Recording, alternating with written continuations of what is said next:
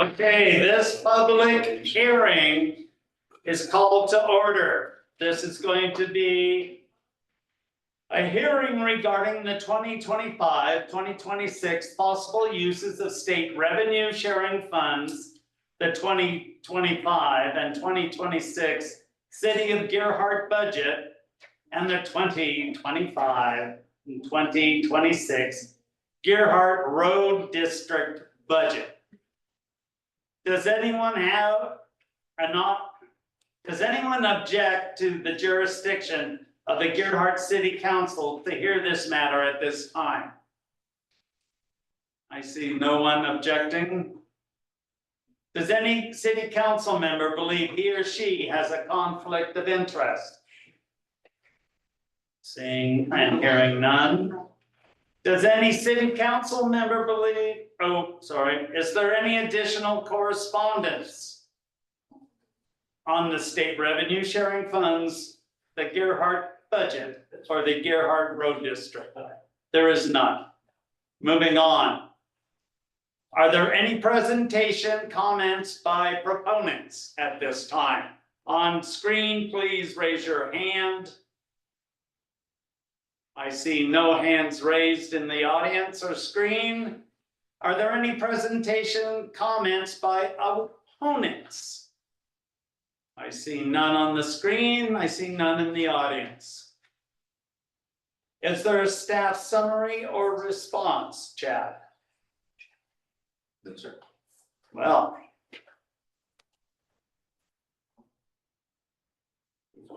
I'm closing the public hearing. Does anyone want to make a motion?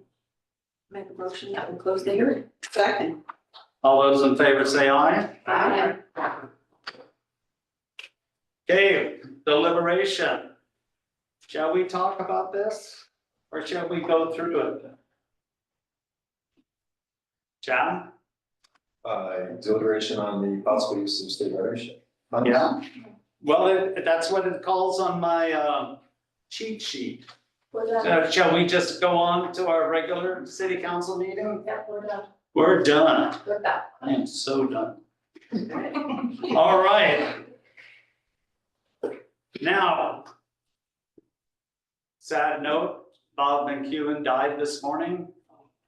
I just want you to know that we talked about it and we've lowered the flag until Friday because he was a wonderful man and had just a ton of information if you ever sat down and talked to him, which I have on numerous occasions. In fact, we talked about bringing him into the city council sometime this summer. Unfortunately, it's not going to work.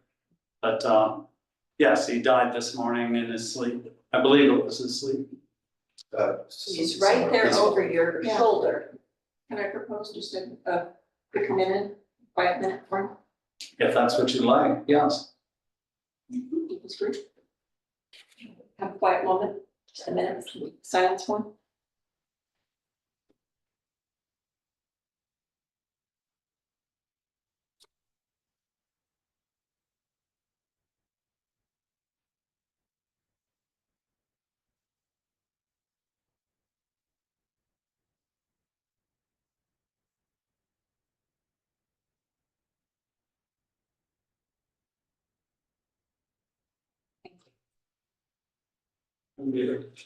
Thank you very much, everybody, for that show of respect. Is there any declaration of any conflict of interest from the council members? No. All right, we're moving on to the approval of the minutes. I would like a motion for the budget meeting for May 13th, 2025. Move to approve the minutes for the budget committee meeting Tuesday, May 13, 2025. Second. Okay, second, is there any discussion, any corrections?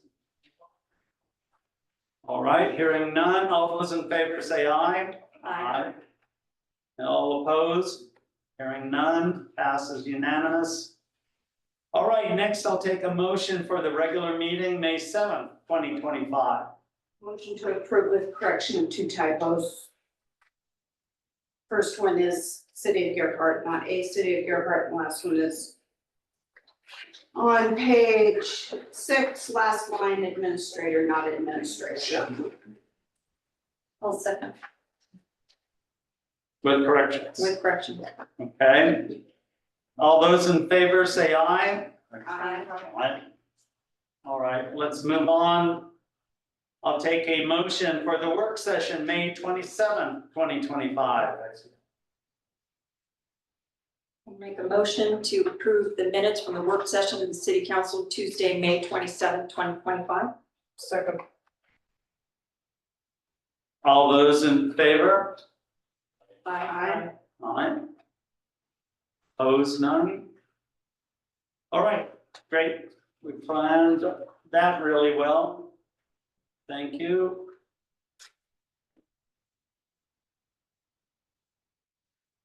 Planning Commission report, everyone got it in their packet? Does anyone have any questions for Garrett or for Chad? I mean, if Garrett's not there, I don't, okay. No questions for either one? I did just note that they were March minutes. March minutes, and they're always a month behind because of the way that they started doing things. They don't provide the minutes until they're approved. Okay, mayor's report, gosh, it was a busy month. That's all I've got. Well, you just saw what we had to go through as far as minutes, it's just, that's nothing. Sharon, you got anything to report? I do not. Paulina?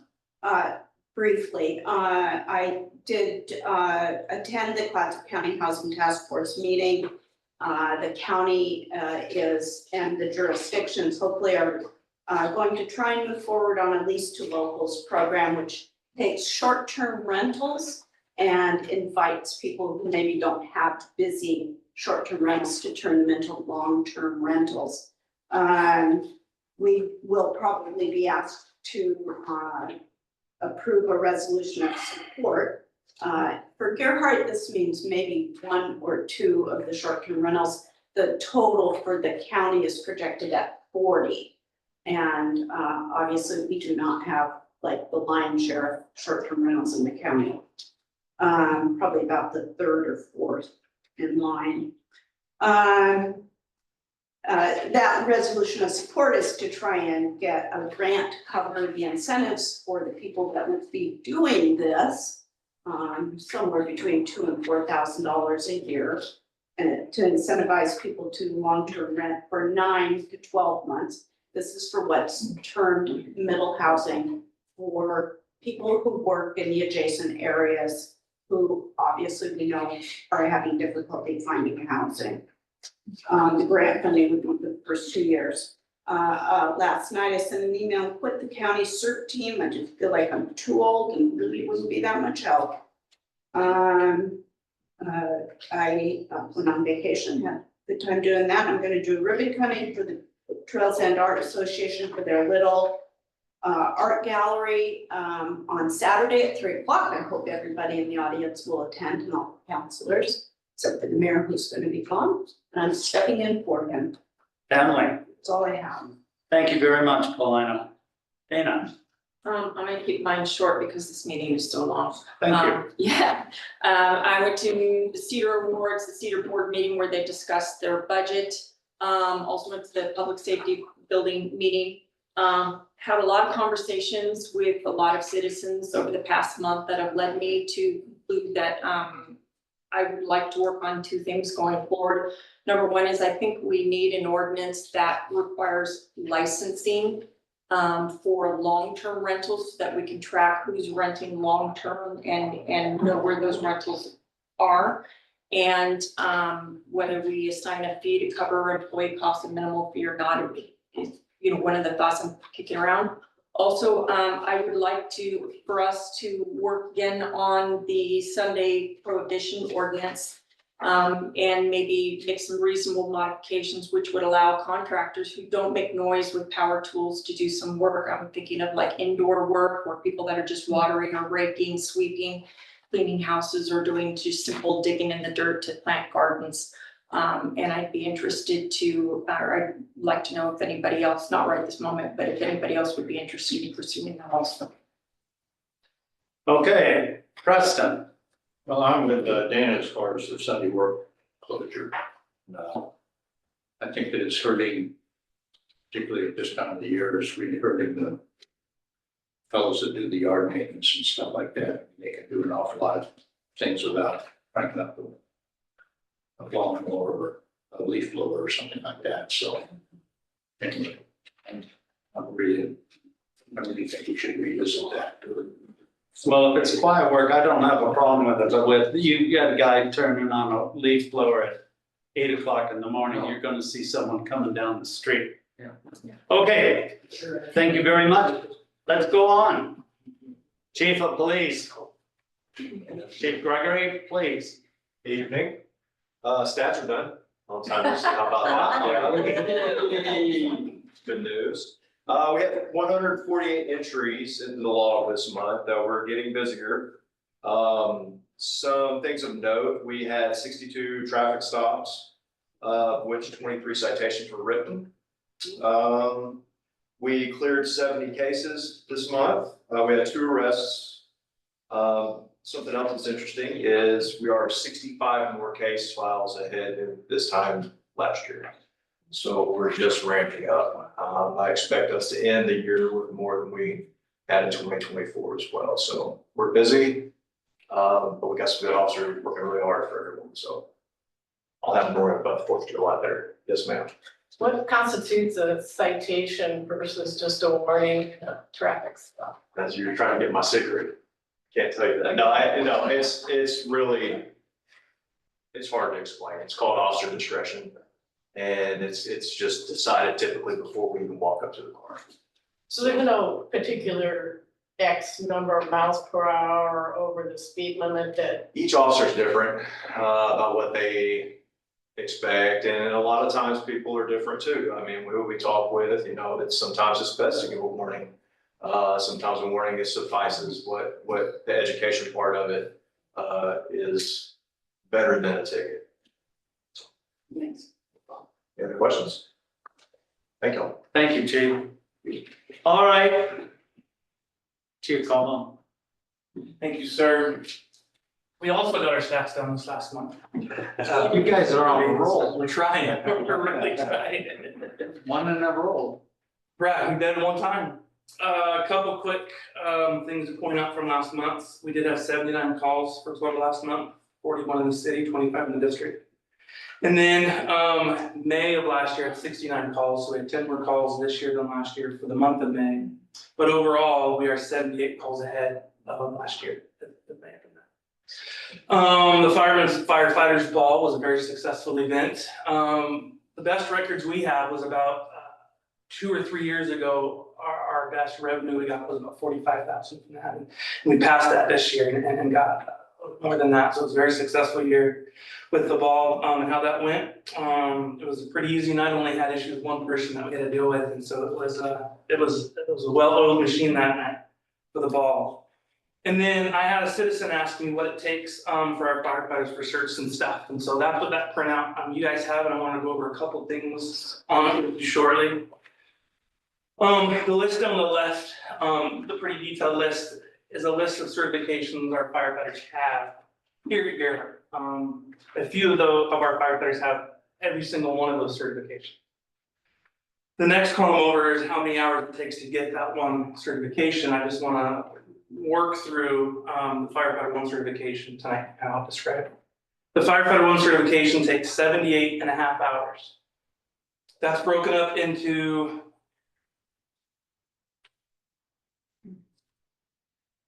21 different topics, ladders, PPE, hydrants, everything from there.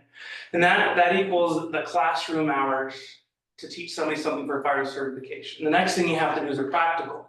Well, now let's go out and put your gear on and grab the tools and go from there. And then they have the task book. They have to have sign off when there's multiple sign offs for each task book, depending on the certification you go to. Then there's a task performance evaluation, which is 4 to 6 things from that task book they got to do in front of 3 to 6 officers when they have clipboards sign off. can and can't do from there. Then we submit that to the state, and they get NFPA certified in that one certification. So that's just for firefighter one. Then once they have that, they have yearly hours they have to upkeep that, and that's what's on the second page. I'm sorry, that's what's on the third page. And that's why I color coded it yellow, green, and red. If you have a certification in the yellow area, you have to have 60 hours a year to keep that certification. If you have anything in the green area, it's 4 hours a year, anything in the red, it's 12 hours a year. Now, as soon as you have one in each one of those, it's just that amount of time. If you have 2 in the yellow, it doesn't mean it's 120 hours, it's still just a 60 hour. And then, OSHA says we have to have 17 required classes every year, so that underneath the OSHA required 17 is all of our firefighters have to have every single one of those classes every year. So I thought I'd kind of try to break that down for you, what it takes. Again, the breakdown of the firefighter one cert is the only one that's broken down into topics. Our other one down there have multiple topics as well. So unless there's any questions, I have one on the report. Thank you very much, Chief. Any questions from the council? Just a comment, I went to the firefighters ball and I got a ball. Good. Thank you Thank very you much. everybody for that. You did a great job. I did this for, but I didn't stay here. Oh, really? You didn't even say hello. All right, we're moving on. Master of money. First, a very big thank you to our budget committee. I really appreciate the questions, the comments, and the professionalism that they gave this year. I'm really thankful that we have some experience, they have a couple of years under their belts, they're taking an active interest, and they're really doing a good job trying to understand a world that they don't live on a daily basis. So I appreciate the commitment. Tonight, the City Council will have the opportunity to issue the final adoption of the 25-26 budget resolutions. Gerhart is fortunate to have steady revenue streams. However, they have been increasing, they haven't been growing as much as our expenditures and operating costs. And as I mentioned in the budget message, the city's resource shortfall situation will only get worse if things continue to increase and our revenue just continues to stay at a steady increase. Oregon's property tax restricts the growth of our assessed values, so property tax only grows at a certain amount. There are restrictions that forbid growth on short-term rentals, which is city imposed. There are discrepancies with Gerhart's population estimates. We talked a lot about PSU and it's definitely having an impact on us. And there are limited amounts of property for development. Those are all of our steady revenue sources. And if we don't have ways to increase those, then they continue to increase, but at a very slow rate. Priorities like contributing to the city's reserve funds, providing adequate staffing levels, and enhancing programs have to be sidelined when we don't have the revenues to cover those expenditures and keep those service levels. The citizens of Gerhart need to remember that they have implemented a specific community philosophy. Gerhart's comp plan references statements like preserve the low density and semi-rural character, ensure development occurs in a manner that is in harmony with the sensitive coastal environment, and conserve, preserve, and protect ocean spaces, scenic areas, historical and natural resources. Other cities around us have sacrificed some of these philosophies by targeting tourism, business development, and large planned housing projects. All of those increase and change the dynamics of their environment. Gerhart's comp plan also says to ensure a stable and healthy economy, which will require citizen staff and city council to start thinking creatively about how to serve the community with limited revenue levels. We had a budget committee member mention that maybe we should start a committee to look at what kind of alternatives do we have for increasing revenue, not that any of them are necessarily viable options, but just so that we can get some things out on the table for people to talk about and to kind of gauge how people feel about moving forward with those. So Chad and I have talked about what that looks like, and we hope to move forward with doing something with that. More to come on that. In revenues, the city received PRC, which is the potential refund credit that we talked about in the budgeting cycle, distribution payment for the withdrawal of one of 3 of the appeals. It was for the Georgia Pacific, as well as a $35,000 grant for the 2025 wild season staffing grant. So the firefighters have that money again this year, which we did put in the budget so that they have an opportunity to hire some extra staff. Unfortunately, the city received our final fiscal year state revenue sharing apportionment payment, which was significantly less than anticipated. Gerhardt's apportionment this quarter was $3,973, and I was thinking conservatively that we would be in the $6,000 range. So it was significantly less, and it is not enough to cover all the grant awards that we awarded. To fulfill our obligation to our local organizations, because I do feel like we have that obligation, we will be paying the difference, which is about $2,600 from the Police Community Care Fund, because that fund is to support community efforts, and so we will pay that amount from our general fund to one of the food bank recipients, the local recipients, to make sure that we meet all of the requirements that we had awarded out.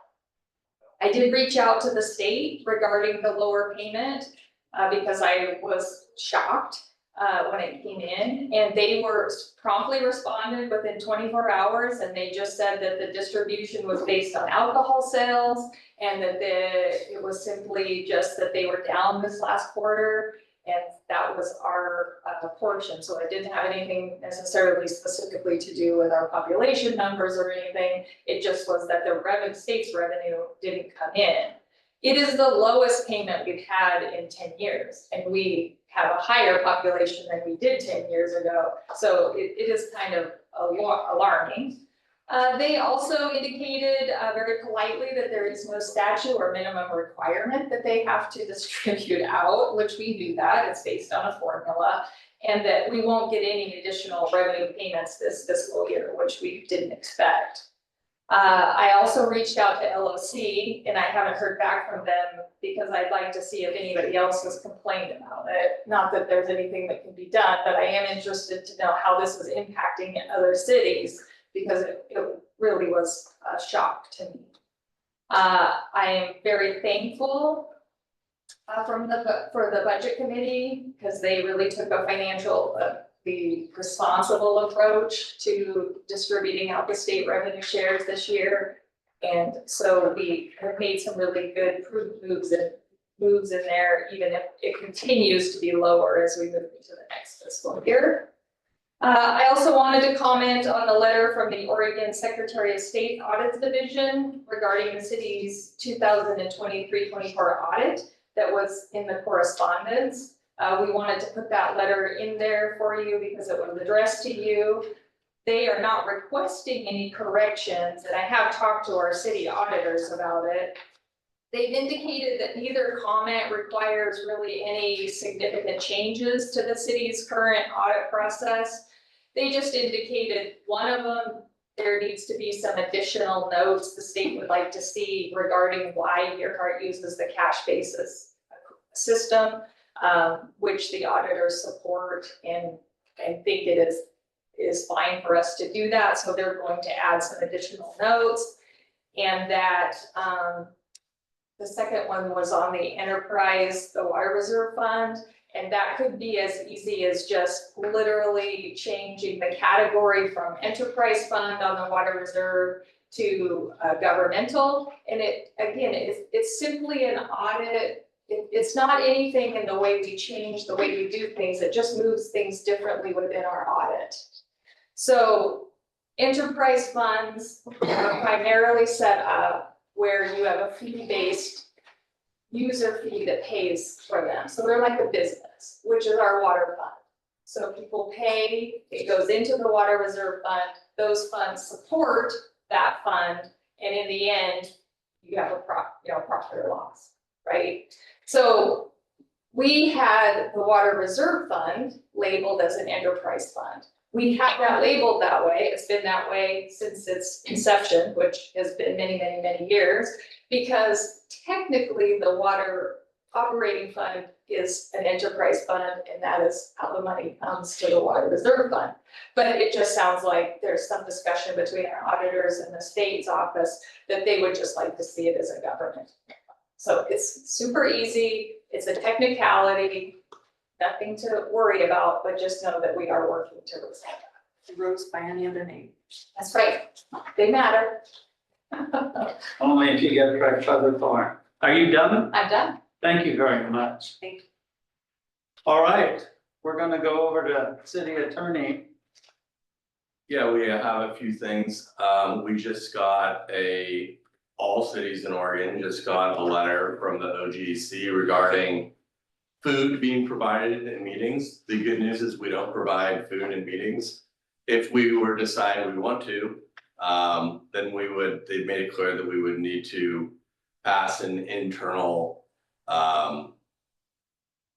criteria for when food is able to be served legally or when it is compensation. So a lot of people are very upset about this, but again, it's not applicable to us because we don't serve meals during meetings. I received a complaint. I think everyone received a complaint this morning alleging that our city manager violated or city administrator violated the law. In my opinion, he did not. And that is a very strong opinion from me because I've spent a lot of time on the statute in question, which is ORS 260.432 is only applicable when a ballot measure is on the ballot or out for signature. So if it is a initiative, which is an idea from voters, as soon as they turn it in to get signatures, but before it is on the ballot, this goes into effect. If it is a referendum, which is when people want to take an ordinance and go out to get signatures on it in order to repeal it, then those rules go into effect at the time that the people go out for signatures. Or a referral, those go into effect when a city council refers an ordinance via resolution to the ballot. And until one of those three things has happened, and in Gerhart, none of those three things have happened, then there is no violation of the statute, and there are no neutrality rules, and there is no limitation on the sort of information that city staff can put out in order to educate the public. And the reason that I am addressing this in the way that I am addressing it tonight is not because of Gerhart, but because a lot of conversations I've had with our insurer CIS, who also represents other jurisdictions, have said that when members of the public or counselors allege violations of the law or impugn the ethics of elected officials, that their advice is that steps be taken to mitigate that. To not mitigate that can create a hostile work environment for our employees. So again, they reference the Clatsop County clerk. So I'm going to need a conversation that they had with her saying she said they violated the law. So I'm going to need to contact the Clatsop County Council in order to figure out what's going on there. So I think that this is not just happening in Gerhart. The head of claims for CIS, and again, I had this conversation about another jurisdiction a couple months ago, said that they are receiving a record number of lawsuits due to, people have free speech rights. They have First Amendment rights under the US and Oregon Constitution. And also there's libel and slander and other other lawsuits that can be brought by people. And there's a record number of claims this year in Oregon, across all jurisdictions. And I received a tort claim notice for another jurisdiction that I represent a week ago. So it is, a lot of people are saying stuff, and we should mitigate to the extent that we can if the law is clear on it. And if the law isn't clear on it, then I'm going to disclose that too. So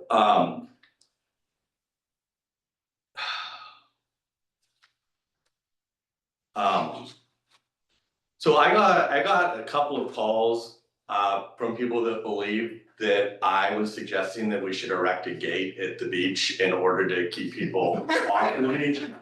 And sure didn't. I did suggest that we could have some CERT volunteers to make sure that people's vehicles were 4-wheel drive or otherwise had the equipment so that they didn't hit a pedestrian as they were flooring their vehicle to get it into the wet sand, which we had reports of some real near misses. So what I had intended is a kind of public safety related common sense practice for, if you're in your Defender 90, yeah, we're not worried about you, but if you're in your 2-wheel rear wheel drive S-Class, you probably shouldn't be taking it on the beach. But anyway, at no point was there a suggestion of a gate. So, but people were pretty worked up about that. So I assured them that I don't believe that's what I said, and it isn't, it turns out. And then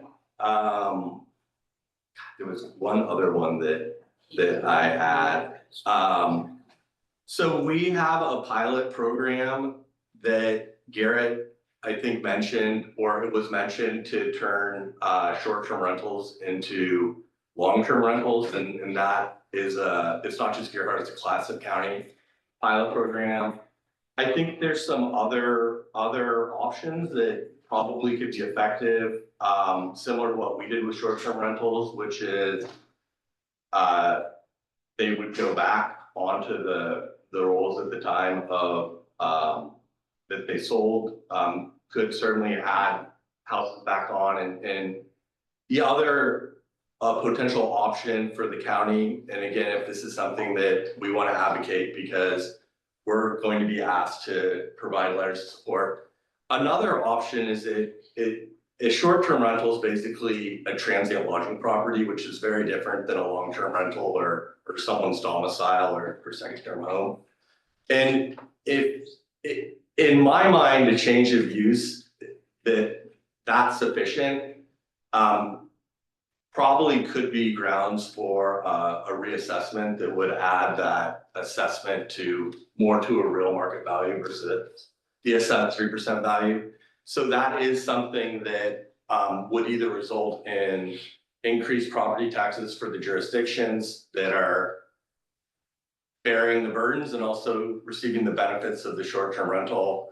And that's something that might cause people to decide whether they want to continue doing a short-term rental or whether they want to turn it into a long-term rental. So as we're thinking about ways that we can incentivize what the county is asking us to incentivize, that's something I talked about with Garrett, and then I said that during my attorney report, I would bring it up to you, so that as we decide to craft that kind of what we would support the county doing, that could be certainly options that we would look at as far as how to create more long-term rentals.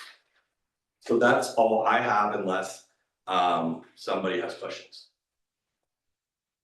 Does anyone have questions for Peter at this time? No, just more of a comment. I called the state also to ask about the ORS, I can't remember the numbers, but what they said is consistent with what you just said.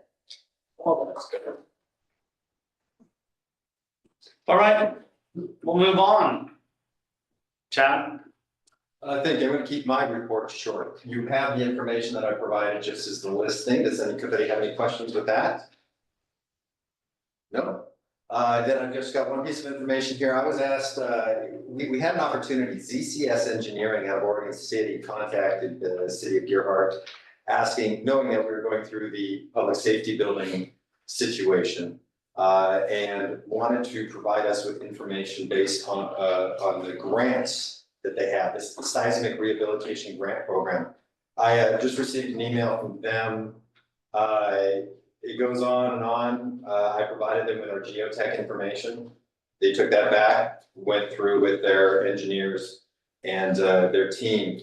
And I'll give you a quote from this one paragraph here. It says, as mentioned previously, the fire station building is a strong candidate for the Seismic Rehabilitation Grant Program. However, the geotechnical improvements required to make a grant-funded retrofit of the existing station unfeasible. Not only to address the liquefaction risks associated with the deep dune sands, but also significant potential for lateral spreading due to the site proximity to Neocosset Creek. So unfortunately, it doesn't look like we're eligible for that grant because of the amount of money that we would need from them, and then the amount of money for the project versus how much the grant would be for would not cover it or even close to it. So I don't think it's available to us. I have another question into him that if we ever to come up with a plan C or D and retrofit the current building to use a portion of it, and he didn't think so. So Would you also ask if they would be willing to give money or award a grant to a building that would be retrofitted but would still not meet modern standards, or if it has to meet all modern standards? Because remember, we have the size limitations. Even if we retrofit it, it's still not meeting modern standards. I'll do that. And other than that, that's all that I have for you. Okay, thank you. All right. Moving on, visitors, we have none. Public communications. We do have. Oh, I'm so sorry. I signed up. Sorry. You took it out of the way for me and I immediately left it out of my mind. And Shannon, you're on that list.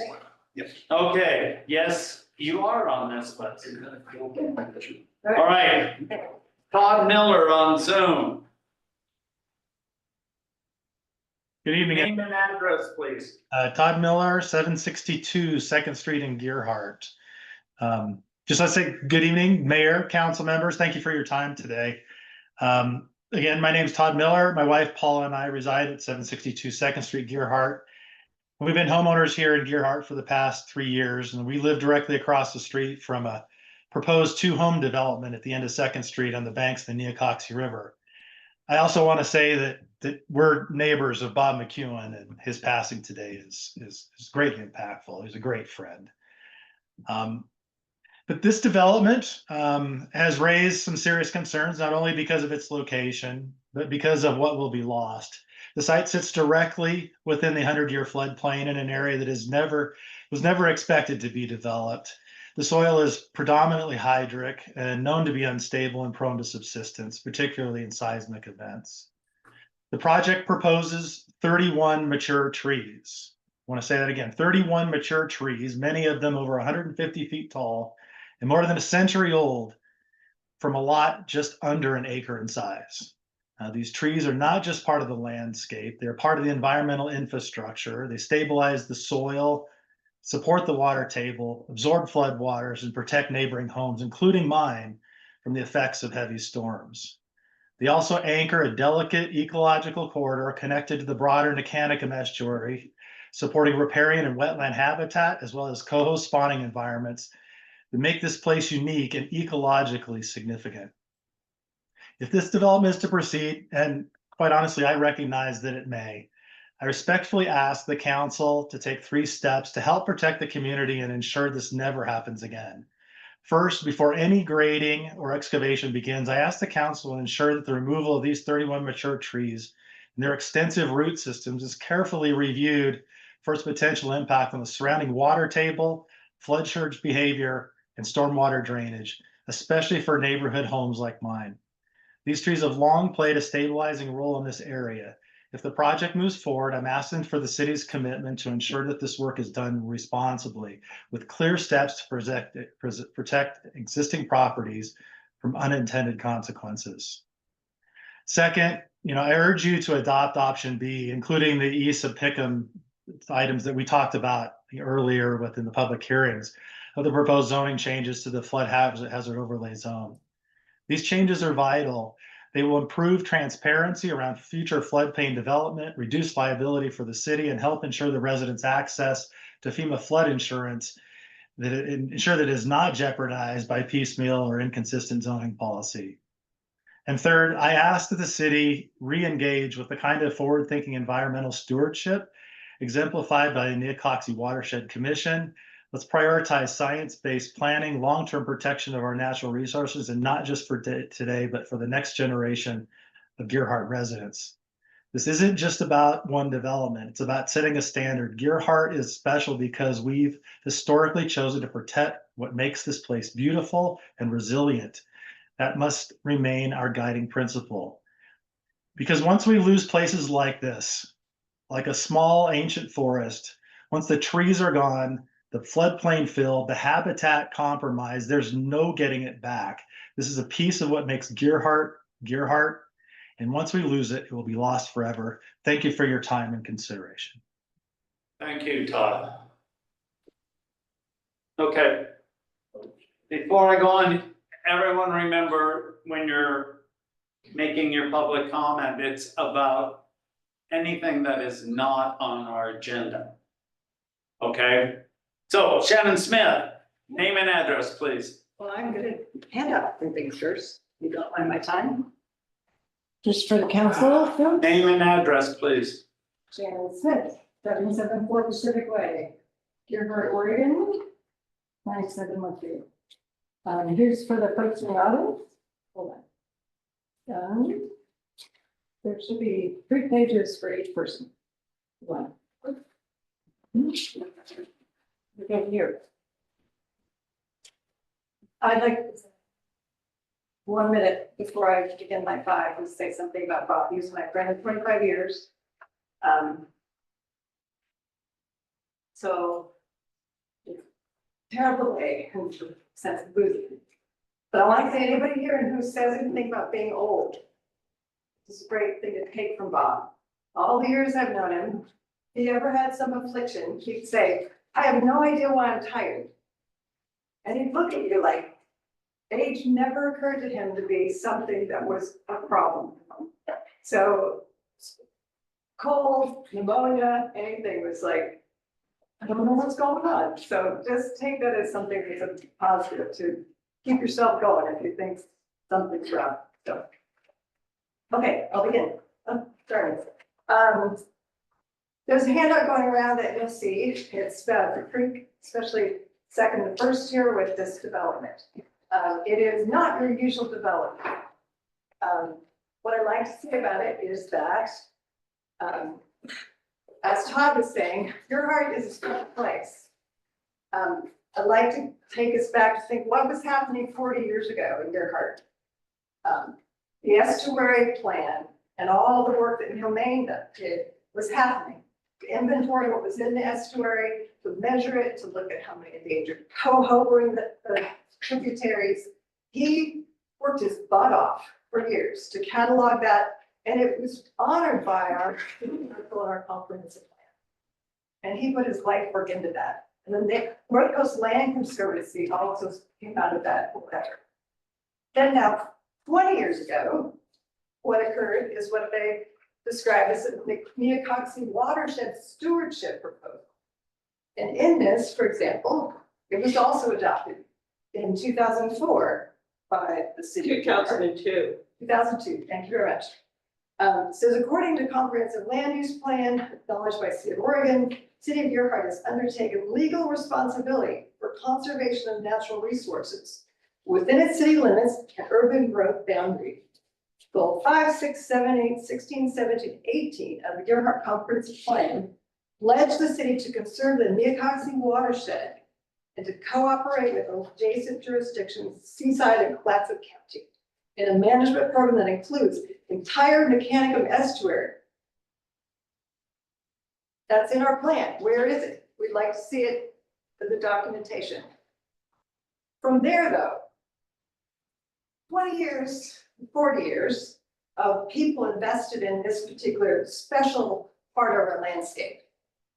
People talk about the dunes and the beachfront. Interestingly enough, in our natural resources inventory, the golf course is mentioned, but not Coxie. So what I want to talk about too is that this is the special landscape over there. If the folks in the audience have these maps, I'll grab them. This is the property 100 years ago, 1930, 35. And then this is the landscape right now. So imagine that whole stand of trees and they're gone. 31 out of, we've counted in there probably 39, 30, 40. The 31 being gone will actually, the root system will then end up with the others dying. And the disturbance, plus fish, et cetera, on the river. So it's imperative that this be considered, not just something that's just any old building site. The other issue with it is there's no appeal, no commentary, no hearing. This is gonna impact your heart, everyone here who's ever looked north on Coxie or appreciated the southern views from any of the spots along the way. It is not the kind of thing that should go along without people documenting and talking about why it's important to preserve it instead of, even if there's a homeowner that bought it years ago, until what, the 2000 and something, all that land there when I bought my property said unbuildable. 1 minute. What happened in the last few years that changed to undeveloped? And by the way, this isn't just someone who loved the forest and wanted their home site there. It's a developer who basically bought it from one of our very good Dearheart citizens and then said, oh, I think I'll do tract homes there. So they're doing it for their own speculation. So it's not even for someone who thinks it's a great place to live. So it's got, and the approval process they went through had so many different issues. You'll read on the document about different septic levels, all sorts of considerations that most developer or homeowner would never have gotten past. So we have grave concern about it. We believe much of the creek is in ARCs, the Aquatic Resources Special Concern, and we've talked with state lands about making sure that is an overlay that they take into account. So please take another look at this, allow public to comment about it, because it's really super important. We're gonna let the whole city know, and it's gonna be like the elk before they got killed. So thank you very much. Thank you, Shannon. All right. Deanna, name and address, Okay. please. Deanna Mansell, 2945 Highway 101 North. I'm gonna start off with talking about doing a text amendment on the tree ordinance. Earlier testimony, I had suggested using the invasive plant atlas of the United States, a guide that was developed by the University of Georgia, the U.S. Forest Service, and all the Oregon watershed councils use invasive species list for a reference point. A noxious species list, which is on the tree ordinance, was from a 1994 zoning ordinance, does not reflect the new invasive species guidelines that watershed councils use. We need to use updated materials on any city ordinance, especially when it concerns stewardship and protection of native vegetation within the city. And then I'm gonna go into the issue about the Neocoxie Watershed Stewardship Mission Statement, which I co-authored with Bill Burr and Sarah Neverker and Neil May. In the fall of 2002, the Dearheart City Council adopted an ordinance called the Neocoxie Watershed Stewardship Mission Statement. It was based on the Niantic Estuary Inventory Plans Committee's recommendations from 1979. The mission statement uses the Dearheart Comprehensive Plan, and we pledge the city to conserve the Neocoxie watershed and to cooperate with Seaside and Clatsop County in a management program that includes the entire Nicanicum estuary. And Bill Berg was on the committee in 1979. And Neil Main was the consultant, and he developed the Nicanicum Estuary Inventory Plan, which was used as the basis for the Board of County Commissioners to adopt an ordinance in 1984 with language that is incorporated in the Clatsop County, the Seaside and Gerhart Comprehensive Plan. It's listed under goals 16 and 17, Nicanicum Estuary. And one of the things about the Nicanicum Estuary is the estuary starts, well, it ends at Pacific Way. And the committee determined that north of Pacific Way, 1,000 feet north, was the crucial wetland system. It's the aquatic conservation zone. All that area was crucial to the health of the estuary. And so the committee drew an estuary shorelands boundary that incorporated the 100-year floodplain. And so, okay, so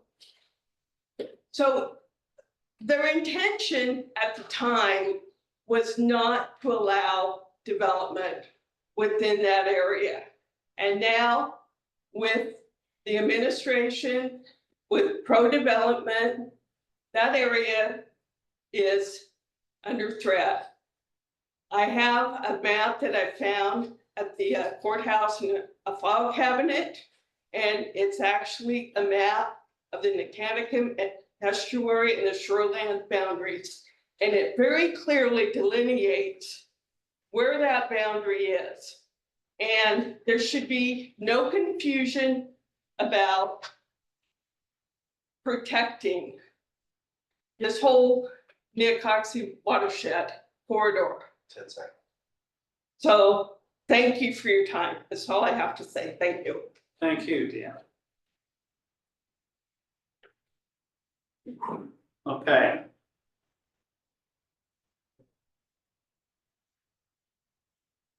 Now I'm going to, there are no other people that want to speak that didn't sign up.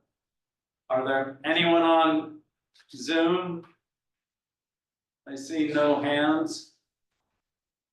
All right, we had a letter from Stuart Schultz. Deanna, we have your letter in here, our packet. Sharon, we got your notes on trees. And there's one other. And then there's the late correspondence. Oh, that's from the auditor. That looks like it as far as correspondence and late correspondence. Is that correct? I think so. Thank you. All right. So we're off of that, we're off that, we're off that.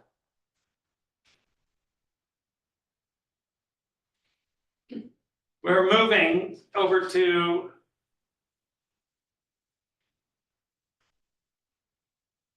there's no we're just going to ordinances and yeah.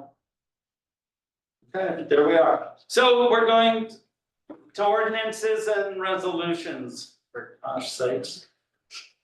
Chad, will you read ordinance number 946 for me, please? Sure, get there real quick. Thank you. Mayor and Council, ordinance 946, an ordinance fixing the time of Regular council meeting repealing ordinance 697 and amending section 1 of ordinance 653. Ordains as follows. Ordinance 697 is repealed in its entirety. Section 1 of ordinance 653 shall be amended to read as follows. Section 1, regular meeting.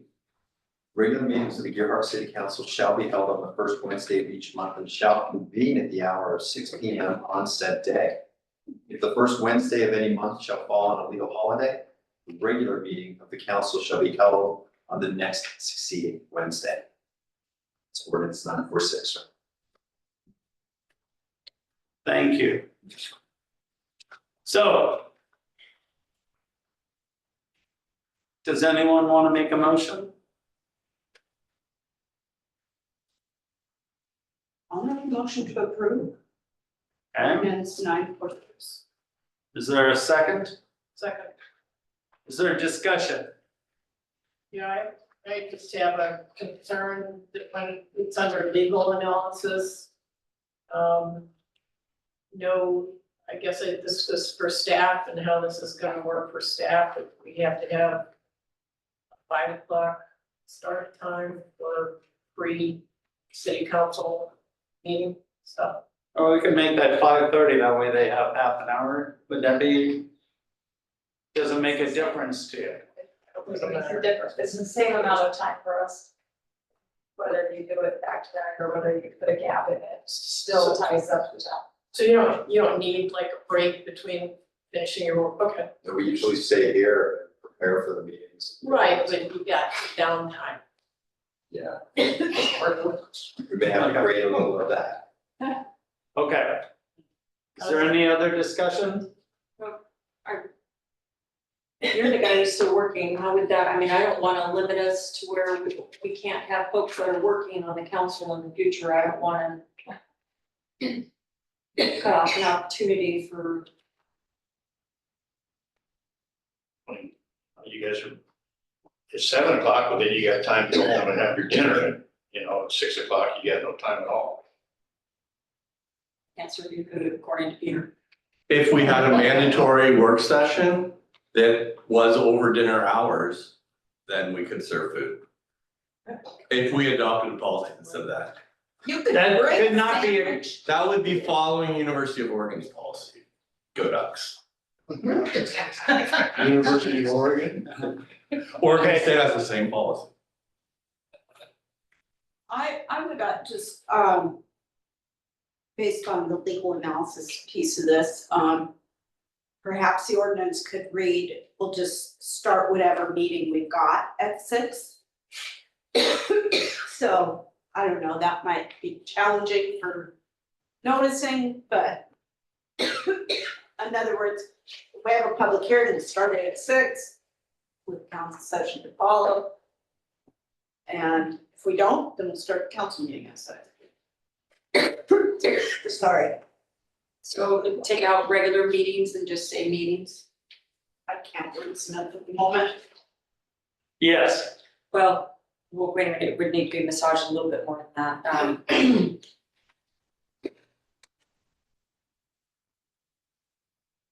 Meetings of the Gerhart City Council shall be held, shall convene at the hour of 6 p.m. And then regular meetings of the city council shall be held on the first Wednesday, blah, blah, blah. right, it's just, Right, so first sentence would be, meetings shall convene at the hour of 6 p.m. on said day, or at 6 p.m. on said day. And then regular meetings of the Gerhart City Council shall be held on the first Wednesday of each month. If first Wednesday of any month shall fall upon a legal holiday, the regular meeting of the council shall be held on the next succeeding Wednesday. Does that impact work sessions? So if it was a work session, it would start at 6 p.m. But what if the work session wasn't on this day? Would it still be a 6 p.m.? Right, says the first sentence Oh, it said is all. just meetings. Meetings shall start at 6 p.m. Regardless of what day? Right, and then the second one is and then the second sentence goes into the regular meetings being scheduled on the first Wednesday of the month. Or on the next Wednesday if necessary. Can I ask Peter a question, please? Would we need to pull the ordinance first though, before amending that paragraph, because it could have other paragraphs that refer to executive sessions, work sessions, special council meetings? I'm not sure what the rest of it said. Yeah, I think we're gonna have to verify that. I mean, this was written with the, this was written to move the meetings from 7 to 6. I think my recommendation is if there's a work session that's before the meeting, whether that's at 5 or 5:30, then we add the language that say the city council meeting immediately follows. So that in the event that we have a work session that begins at 5, if that were to be done by 5:10, we would be able to move into the regularly scheduled meeting versus 6 o'clock. And I vetted that with the state in the past in other jurisdictions, and they've allowed that language of the city council meetings to immediately follow. So as long as we're giving people notice that the overall package begins at 5 or 6, that, that's sufficient as far as I'm concerned. If we wanna change it, so all meetings start at 6, then, I'd wanna make sure that that's consistent with the other sections of this. So I don't have it in front of me right now. Those are a lot of changes. All right, so let's move this into a holding pattern until Peter gets to look it over. Let's table it. Table it. Do we have to withdraw the motion? We can withdraw the motion. Move to withdraw the motion. Can I get a table motion? Table this until Peter gets a Yeah, chance. table it until next month. I'll give you a motion to table this until Peter can get back to us. Ordinance 946. Ordinance 946. I second. All those in favor say aye. Aye. All right, held over. All right, now we go to a resolution granting budget appropriation transfers for the road district. Resolution 1007.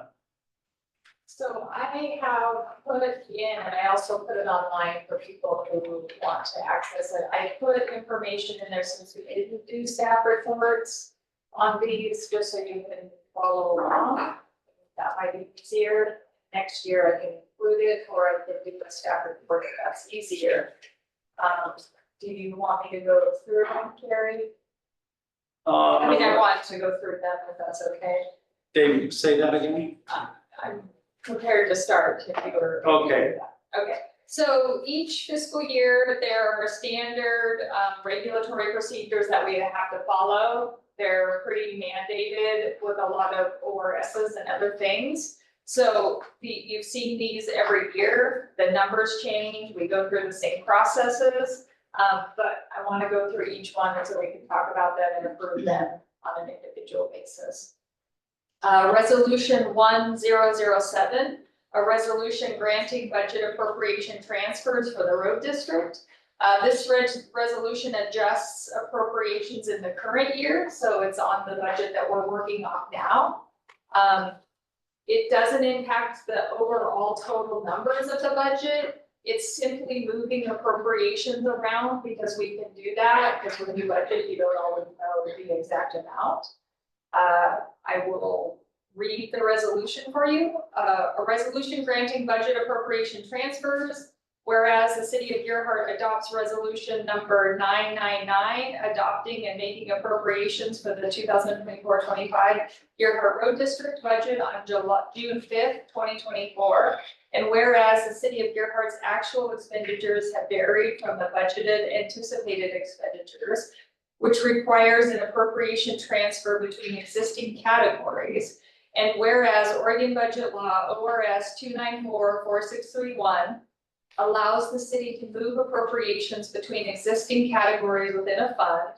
And whereas explanation for the needed transfers within the city of Gerhart's budget appropriations for 2024-25 is due to an increase in legal notice publishing costs. Now therefore be it resolved by the city council of the city of Gerhart that budgeted monies within the Gerhart Road District be appropriated for the adjusted column in the chart below. We're not changing the existing amounts, we're simply adjusting, well, we're changing it, but we're just moving the categories, that's all we're doing. And we're doing that because we have a legal notice that we have to publish that was more money than we had in materials and categories. So that just allows us to take it from capital outlay and put it in materials and services. The council action options: approve the appropriation transfers, make changes to the motion to approve an amendment, or take other action desired by you. I'll take a motion. Move to approve resolution 1007. Second. Okay, it's second. Any discussion? All those in favor say aye. Aye.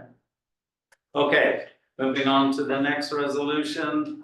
Resolution 1002, a resolution granting budget appropriation transfers. This is for our actual city budget. Again, this resolution adjusts the appropriations just like we talked about. The two funds that need adjustment are the general fund and the building reserve fund. Within the general fund, the departments impacted are non-departmental port, planning, and parks. And again, I will read the resolution. A resolution granting budget appropriation transfers, whereas the city of Gerhart adopted resolution 998, adopting and making appropriation for the 2024-25 budget on June 5th, 2024. And whereas the city of Gerhart's actual expenditures have varied from the budgeted anticipated expenditures, which requires an appropriation transfer between existing categories. And whereas Oregon Budget Law, ORS 294-4631, allows the city to move appropriations between existing categories within a fund. And whereas explanation for the needed transfers within the city of Gerhart's budget appropriations for the 2024-25 are due to increased purchase services costs necessary to support the city's third-party planner, increased need for purchase service costs associated with additionally scheduled municipal court dates, costs associated with the recreational court resurfacing grant project, and for necessary costs associated with the public safety building project. Now therefore be it resolved by the city council of the council of the city of Gerhart that budgeted monies within the general fund and the building reserve fund be appropriated per adjusted column in the chart below. I make a motion that we pass resolution 1002, a resolution granting budget appropriation transfers.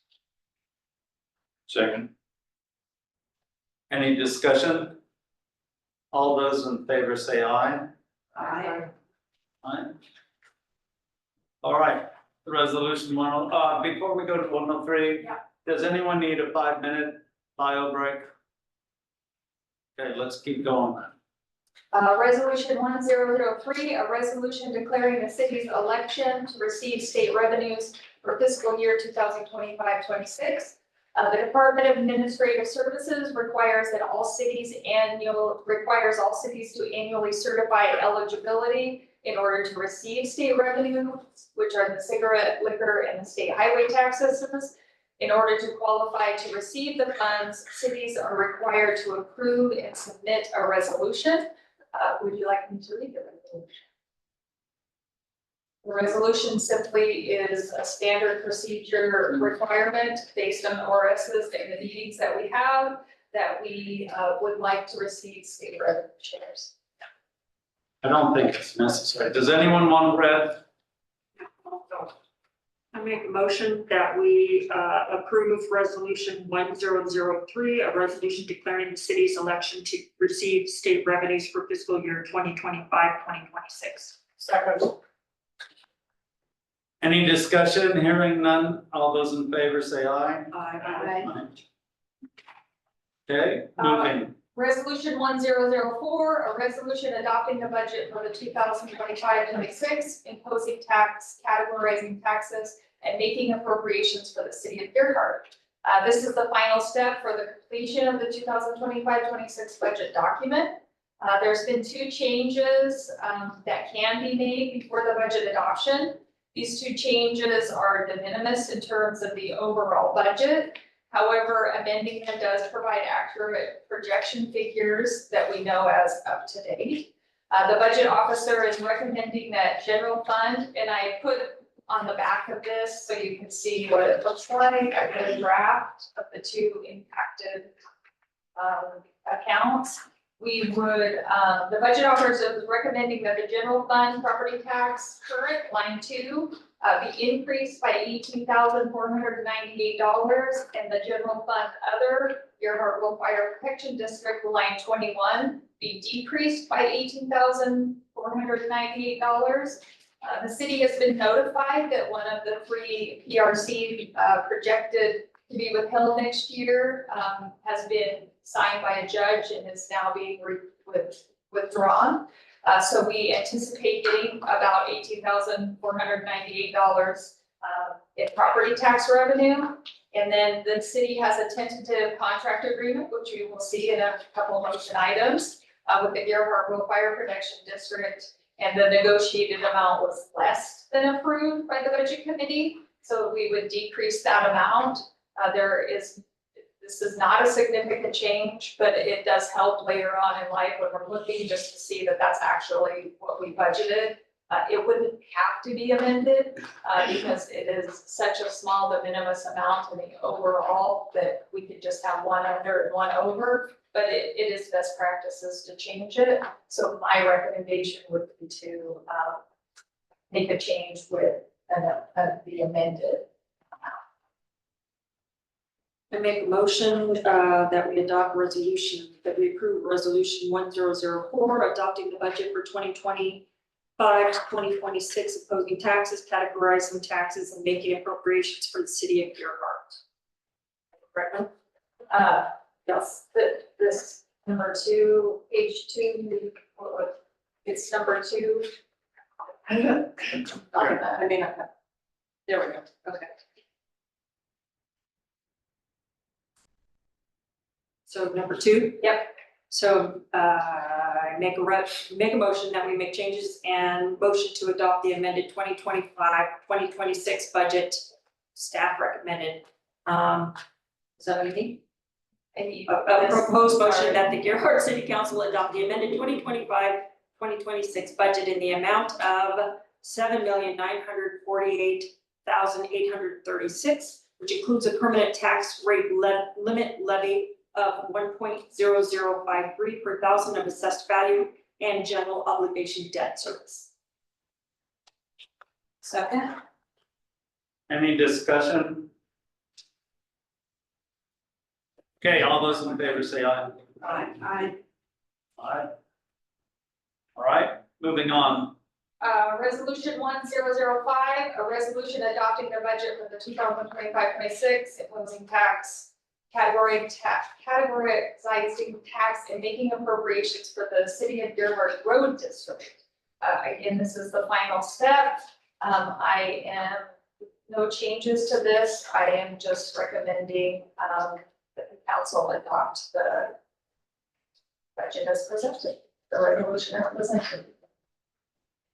Motion to approve, the Earhart City Council adopt the Earhart Road District proposed 2025-2026 budget in the amount of $355,040 with a permanent tax rate levy of 0.0602 per thousand of assessed value. That's resolution 1005. Second. Okay, any discussion? All those in favor say aye. Aye. All right, moving on. Resolution 1006, a resolution fixing the compensation of the following officers of the city of Earhart, city attorney, police chief, fire chief, city administrator, treasurer, and judge, and repealing all prior ordinances and or resolutions of fixing the compensation of these officers of the city of Earhart. This resolution has been traditionally approved by city council.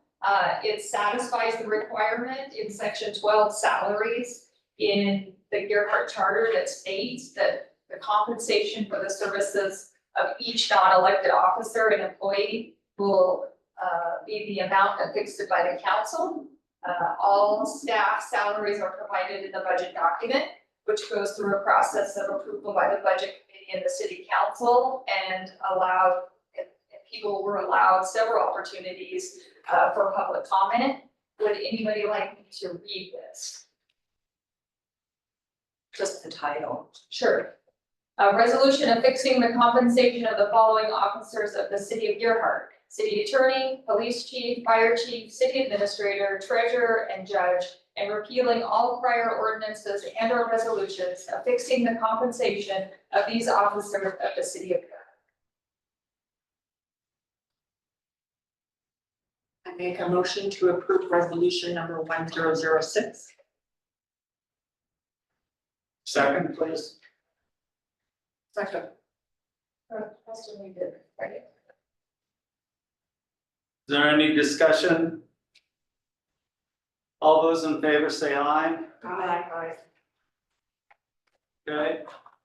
Moving on, we're into old business. There's a 3-minute comment for people that want to discuss the 4th of July discussion follow-up, but then before we do that, we have a scribes error. And I think I can bring that up under old business. Yeah. And that's where we need something in the tree ordinance where it says solar, it should be solar panels. I believe that was mistakenly left off because it was talked about 2 years ago.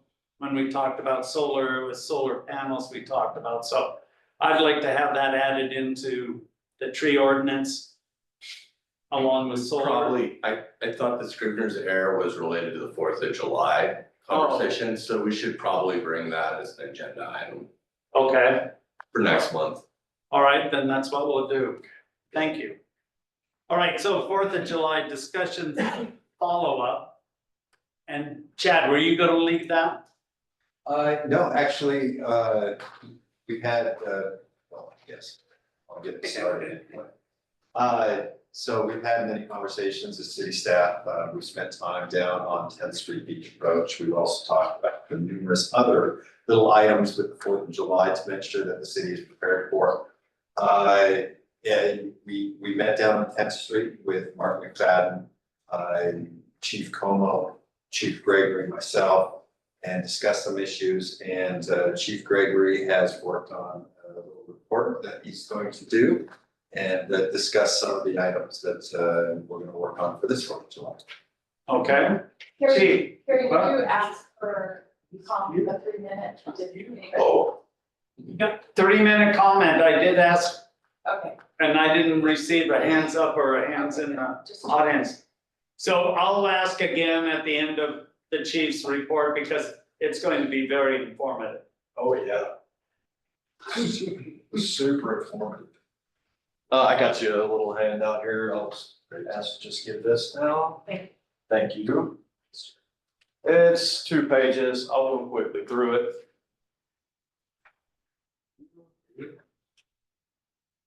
All right, sir. Thank you. Okay, so just moving on to 10th Street access. We decided to keep that remaining open this year. We're gonna work through the other issues. So we're considering a pedestrian safety corridor. The problem with the corridor, and think of a fenced off area where individuals can walk east to west along 10th. The problem is it's very skinny. And if you're gonna keep 2 lanes of travel there, we looked at it and deemed it's just, there's just not really a safe way to do that unless we want to have cars running into each other. So that's probably not gonna work. We are gonna look at signage though. So we'll be placing numerous signs along the shoulder of 10th. The signs will consist of no parking along shoulder, which tends to be an issue, especially the closer to the beach that you get, where people start to huddle along that left side or that south side of the roadway. 4-wheel drive vehicles only. Again, Like Peter was talking about the two-wheel, rear-wheel drive S-Class, it's not smart to take down there. Warning, soft sand, tow zone, which we will be trying to enforce as we can. And caution pedestrians, just alerting people that are driving that there are pedestrians walking. And officers will attempt to monitor access. It will get busy, so we're gonna try to keep an officer there as much as possible. Some officer directives, so emphasis will be put on posting an officer at the shore off of 10. My first year here in 2023, second day on the job here, we had the 4th of July, which was a lot of fun, right? And so I kind of worked through that and looked at some of the issues we had and what could we have done better? And one of them we implemented last year was at about 3 o'clock, I posted an officer for an hour detail, basically, at the shoreline, facing the 10th Street access. And anytime any group of, let's face it, minors began to build up, we would immediately come in, walk up, deal with it. They would take off running. We would, grab the ones we could, and then that became an hourly bit because they don't get the message the first time, they come right back in about an hour. So we're gonna continue to do that. We do have 3 officers, so we'll do what we can. Officers will monitor activity, so large crowds of disorderly conduct, minor possession of alcohol, controlled substances, dangerous illegal firework activity, fighting and or lewd conduct, mandatory parental contact for MIP under 18 years of age. So we have to, once we take someone for MIP, we have to contact their parents. That can be cost, that can be time consuming, especially a lot of these kids are from the metro area. Some of their parents don't even know they're here. So, this is how this works. So it can be a 3 or 4 hour process to hold on to a juvenile before we can get them to their parent. A lot of times parents will say, okay, they're with who's their friend? We'll tell them, they'll say, okay, this is their parent, we'll get them to their parent, and they'll get permission to go to that adult. That's best case scenario. Those cases will be forwarded to the juvenile department. Citations for all violations and arrest when applicable. On Marion, during the day and into the evening and early morning hours, we're gonna monitor parking along Marion. Field interview occupants of vehicles into the morning.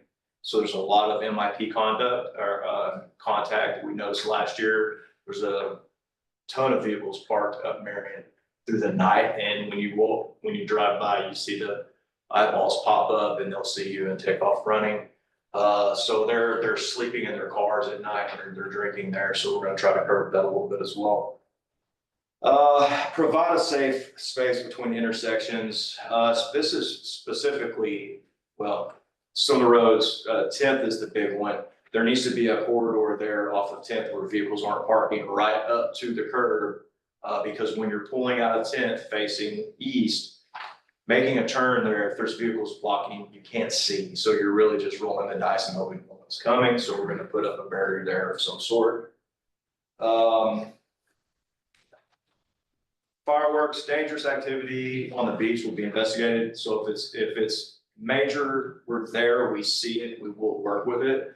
Our primary focus will be on the surface streets within city limits. We will be out driving around when we can, and if we see the fireworks, we'll act on it. The problem is we'll get some calls for firework complaints. We go to it, it's a house full of 20 people. If they don't want to answer the door, someone does. They say, we don't know what you're talking about. And that's where we end up with it, right? Unless we get someone saying, yeah, I shot the fireworks, here they are. I'll give you the rest of mine right now. We're kind of at a crossroad there, so we don't really get a lot off of that. Outside agency collaboration. I've met and will meet again with other law enforcement executives in the county, especially specifically South County, to discuss their tactical plans. Right here, we have ours. We will provide council with a copy if y'all would like it. This is the police and fire department's TAC plan. Just states everything we want to do. Each officer and fire officer will have that TAC plan when they start the day. If there's any questions, they know to look at it and see what's going on. It provides numbers, ORSs for easy citation purposes, things like that. And other agencies will share those with us as well. SPD will have, what I hear, they're they're gonna have 16 OSP MRT, which is their bicycle team, in town in Seaside. Push come to shove, if something crazy popped off here, I'm sure that they would allow some of them to come this way if it wasn't needed there, but I can't guarantee that. I wouldn't want to hang my hat on it, so, but they are there. Warrenton and they're pretty quick on those bikes. Warrenton and APD, and imagine the roads are congested, so you're getting faster on the bicycle than you are in the car, for sure. 2 minutes when you're fighting is an awful long time. It's a long time, it's a very long time. Warrenton and APD, we focus on North County. CCSO should have a deputy assigned to the coastline, they typically do. They're always willing to bring up a deputy to help us out if we need it. But as you imagine, that deputy will be busy. OSP will be staffed, however, primary focus will be the highways and mass influx of people in our area. The 100,000 people who decide to come to Placer County for 4th of July. So there's gonna be a lot of crashes and road rage incidents they'll be needing to deal with. My expectation is our officers will work in traffic enforcement, including crashes, call response, parking violations, illegal fireworks, disorderly conduct, noise complaints, and DUIs. We expect a very long weekend, being that this starts on Friday, the 4th of July, they're coming on Thursday. And you can bet your bottom dollar on Sunday evening at about 6 o'clock, that highway will be gridlocked, because everyone's gonna want to leave in the lap. Yeah, that's what I have. One more thing. Yes. You're gonna have high tide at like 8 something on July 4th, which means they're gonna either come really early and leave, or they're gonna come later and be out all night long. And then high tide is like 10 something. the next That's morning. assuming people pay attention to it. 8:33. A lot of people will not pay attention to it. Yeah, and it's an attack plan. And do you have a school bus or something like that for holding the MIPs? Wish I did, and we still need the officer to stay with that person, basically babysit that individual. So it gets consuming, it's time consuming. So basically, if you have 3 MIPs and you have to call the parents and everything like that, you guys are shut down. Well, we'll get creative. We get creative. One of us will watch 3 and the others will deal with the calls we get. It would be nice to have more officers. I mean, if that's the route, it would fix that, but it's the case in Seaside. It's the same thing. Seaside has the luxury of having a place where they can put them into a room, an area, they're monitored by a camera. They've got people working in the dispatch center to make sure that person, those kids are breathing, they're alive, they're fine. If they have to go to the restroom, they can go to the restroom. So we don't really have that luxury. Could we do an IGA with Seaside that would allow us to just transport them to that facility? I mean, I would have to talk to Chief Ham about that, but I don't know what. I don't think you're gonna be able to get from here to Seaside on this highway. It's packed up. I don't think, it does take a long time to get into town. My officers know we are more than willing to help. If there's something going crazy in Seaside and they need police response and no one's able to get there, we will help them. But running code there with lights and sirens is easy because cars move out of the way. When we leave, we don't run code because there's no emergency. So we're stuck in gridlock at Seaside, moving with the pace of a snail. We don't want you to leave. Yeah, and our primary objective is city of Dearborn. So the parks aren't committing to having even one person on? They usually bring one person, that person leaves before the sun goes down, and that they have no enforcement anyway.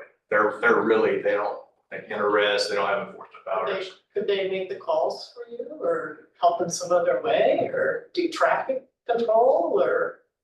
And they've never offered, I've never asked state parks that, so I apologize for not knowing that. They told us the last time we talked to them, they told us that all of their resources are tied up, that they don't get any additional help up there at the Department of Airport scene, so they're.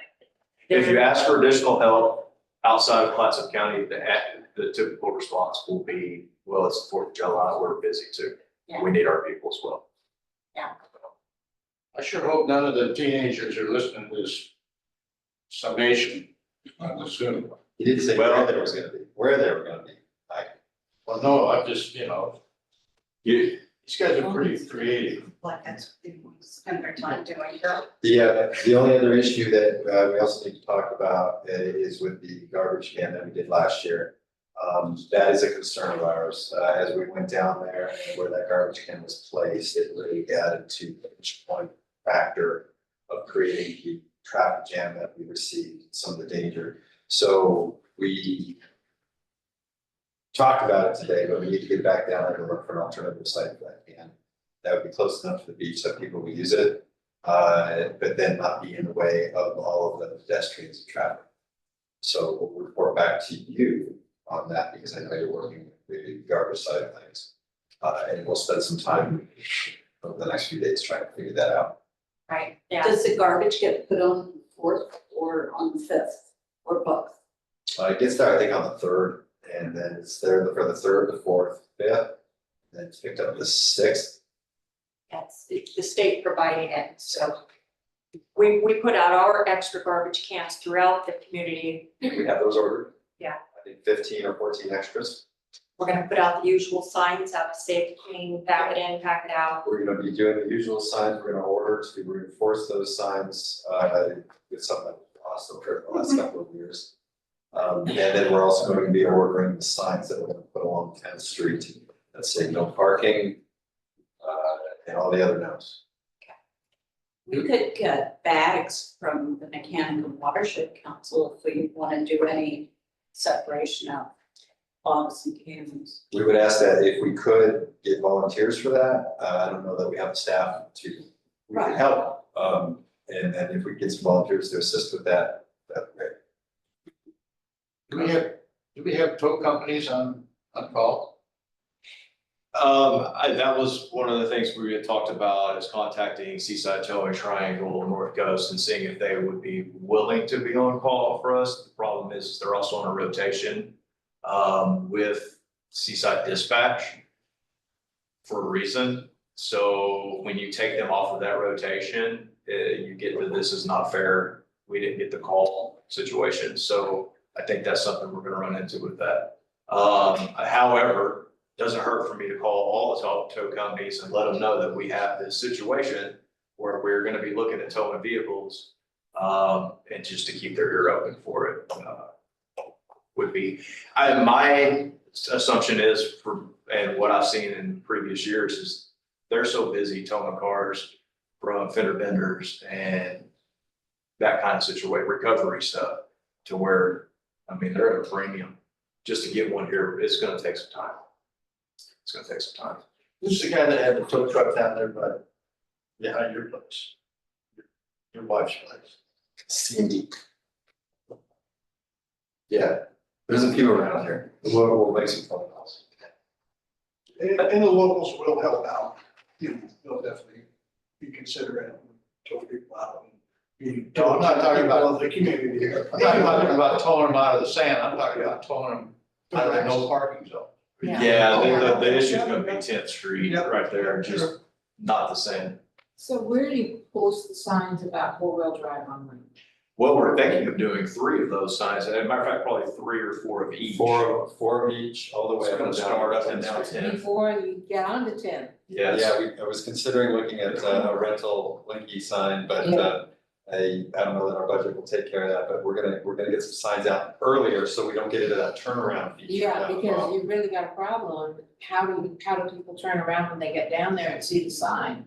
So I that, do know that there's been people involved in clearing the approach out, bringing their strips out, bringing the construction down, watering down the approach, and, you know, we can monitor, you know, look what's going on throughout the evening and probably through the weekend. You know, so the approach isn't gonna be that bad. It's bad right now. Oh, it's terrible. Right now, It's it's terrible, but we have There are local people support parked everywhere. with their own money and equipment to clear the approach out, you know, to make sure it's gonna go smooth.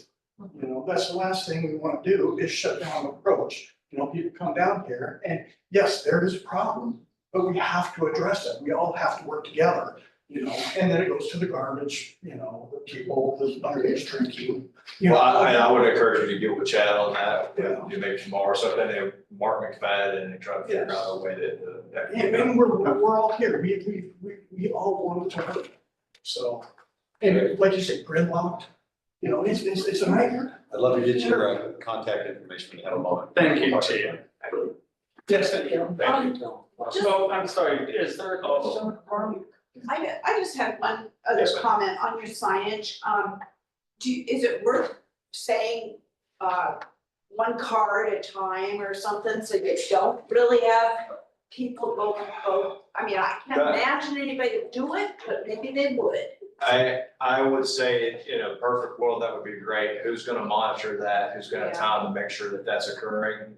I'm just thinking more, at least, It would maybe be, they think about it. we even considered a one-way corridor, making it a one-way. Well, how would they get off the beach? Well, they can take Del Rey off the beach. They can only access the beach. We've gone through every scenario that we could think of, to limit movement on 10th, or at least perfect movement on 10th. It just boils down to, my biggest concern are pedestrians. The cars are gonna get stuck, they're gonna park, we're gonna deal with it, it's a piece of metal. I'm more worried about the people that are impaired, that aren't paying attention, and they're getting clobbered by cars that are trying to take off to go down 10th, to get into the sand and go as fast as they can to get through it. Either direction, really, trying to go up 10th. If that's my main concern, that's what I saw near misses last year and the year before. That's the part where I see a lot, be like, that's bad. It's happening right now, Yeah, it's. every day. Yeah. There are cars parked where they shouldn't be, and they rev up their motors and they're going 40 miles an hour. And that was a major issue last year on the 4th, and then Chad and I were down there first thing in the morning on the 5th. And the reason that I mentioned the 2-wheel drive S-Class is because one was bottomed out in the sand. And yeah, I mean, right in front of a car that looks like a police car, and people are driving 40 to try and, you know, get through it. And it's just, it's like going over Mount Hood in the middle of the winter. You know, there are times where if you don't have traction control devices, the reason they're turning you down is for your own safety. Well, this clean approaches through the weekend. Yeah, and so that's why you need the appropriate vehicle in order to, you know, get through it. Chief Driver, James, the problem with clearing the approach and everything like that is, what do you do with the sand? You can't mine it off the beach, you can't take it away. No, we know that, you could put it off to the side. Nobody's gonna make money taking the sand off the beach. I know. You take the sand and you take it off to the side of the approach. But there's a problem with There's a that. problem with that too. The neighbors across the way have asked the state and the county and the city to stop putting sand along the side of those dunes because it blows in and then increases the size of those dunes and they lose more of their view. So we got a few things, but you and I could probably have a good conversation, talk about some ideas, and then we'll Yeah, pass I them mean, along I'm in here for discussion. solutions, Yeah. we're all amongst trying to make it better for the 4th of July. And we all start nitpicking garbage, DUI, traffic, we have to all work together. Okay. So, sorry, James Bliss at PO Box 229. Okay, thank you. You're welcome. do you park a police car down there? Tempted to park that one. We're gonna be using that one, chief. We will be using that one. So, yeah, we're all gonna be all hands on deck, so we're gonna have a car, we're gonna be moving around. Okay, so I'm just wondering if you had a car parked down there and the lights were going, would that help deter? They shoot bottle rockets at it. Yeah. I Actually suggested shoot that- I suggested that last time. Shooting them? Well, they shot me in. No, I 2 years suggested ago, I was driving. putting a car down there and Chief said, they just vandalize it. That's what will happen. I could almost bet you. Sons of Beaches, put somebody down on the approach with a strobing yellow light down there. These kids would be happy to sit down there. If there's a problem, call 911. Hey, we've got a situation. Somebody's down here, it relieves you from your duty, Well, and we're gonna post an officer there anyway. When the sun goes down, we go off the beach though, because we will get shot with fireworks. So we are getting off the beach. Yes. 100%. Dusk, we're out. I'm not risking it. I don't want injury. We gotta get to work the next day. They got families to go to, so. Okay. I'm just saying, there's a lot of good people. We're willing as citizens of Deer Park to help out, whatever the problem is. We are there, garbage, diligence, somebody's doing something wrong, call up. And let me rephrase that. If there's a call, we'll go there, but just to hang out. If it's an emergency, we will absolutely respond, but just to sit there and we're a target. Just one more comment about the parking on Marion late at night. if they're sleeping in their car, it makes me wonder if they're impaired. And I'd rather they're sleeping in the car on Marion than driving. And I echo that as well. We won't make them leave, you can do anything, but we will contact them. Yeah. No, we're not gonna tell them to drive at all. And you'd be surprised, last year, there were a lot of sober kids. There were a lot of sober kids that were, some of them were doing the right thing, hey, I'm gonna be driving. And they might not check your eyes, yeah, sure, go ahead. So there are some, and by sleeping in their car is an act of, some smart there, right? Like they know they shouldn't be driving, so they're not, so, but, we still will contact them. Great, okay, let's move on. Thank you. Thank you again, Chief. Next one is discussion of the public safety building, next steps. Yeah, so I'm gonna make some adjustments to this. Now, I've got some conversations to have with Peter to talk about the potential for a survey or a poll. And how that would work out within this, and whether or not we can wait until August to do the final decision, whether or not to move forward with the November bond. So I need to do some timeline work for the rest of this week, and then I'll report back. So if I could table this, I will get back to the city council on an individual basis. And then report back to you, but on there is the, what Mr. Jack Zimmerman was asking about, were the vote tallies for the surveys that did happen at the meeting. I'm gonna ask Chrissy to post that so that, we satisfy that curiosity, within people. Weren't they on the big boards? They were on the big board, we discussed it in a work session, all of that, but the public as a whole may not have seen that. So, Right, you gotta be here to see it. Yes. Right, I got it. Okay. Okay, moving on. Gearhart Rural Fire Protection District contract, the Rural Fire Protection District contract with the city of Gearhart was up for renewal and reviewed at a May board meeting. The attached contract reflects a 5% cost increase, bringing the annual contract amount total to $266,502 for year 25-26 and $279,827 for year 26-27.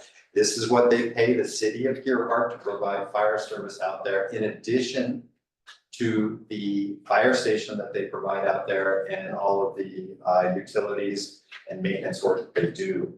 If you break this down, the Gearhart Rural Fire Protection District, those in the Highlands, Palisades, Surf Pines, all the way out to the Astoria Golf and Country Club, pay more in taxes per thousand for fire service than the citizens of Gearhart do. It's about 67 cents per thousand, chief, is what they're paying. For both of them. That comes to us for the most part.